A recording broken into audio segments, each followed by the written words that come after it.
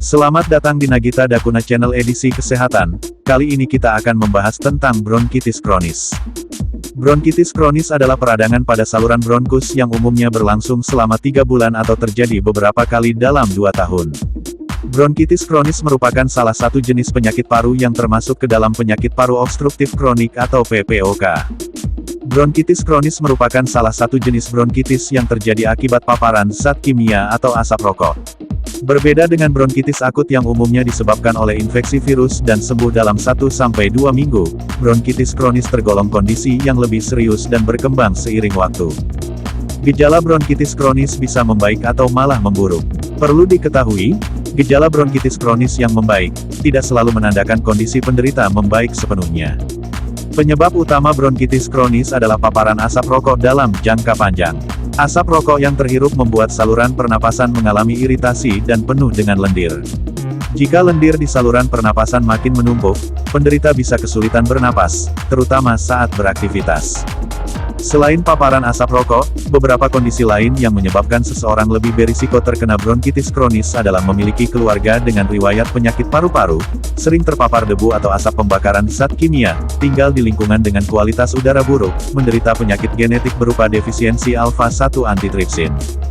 Gejala bronkitis kronis. Bronkitis kronis ditandai dengan batuk yang hampir muncul setiap hari dalam kurun waktu minimal 3 bulan dalam 1 tahun dan selama 2 tahun berturut-turut.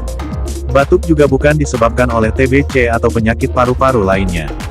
Gejala lain dari bronkitis kronis yang umum terjadi meliputi batuk disertai lendir berwarna kuning, hijau, atau putih, napas berbunyi atau mengi, nyeri dada, mudah lelah, sesak napas, hidung tersumbat, sakit kepala, kuku, bibir, atau kulit berwarna kebiruan. Kapan harus ke dokter? Segera periksakan diri ke dokter jika mengalami gejala bronkitis kronis seperti yang telah disebutkan di atas. Pemeriksaan ke dokter juga perlu dilakukan bila mengalami batuk yang berlangsung lebih dari 3 minggu dan disertai beberapa kondisi berikut seperti demam lebih dari 3 hari, batuk berdarah, gejala penyakit paru-paru atau asma, napas menjadi lebih pendek, gejala bronkitis sering kambuh, nyeri dada, pusing atau rasa seperti akan pingsan. Diagnosis bronkitis kronis. Dokter akan melakukan tanya jawab seputar gejala, serta riwayat kesehatan pasien dan keluarga, kemudian dilanjutkan dengan pemeriksaan fisik.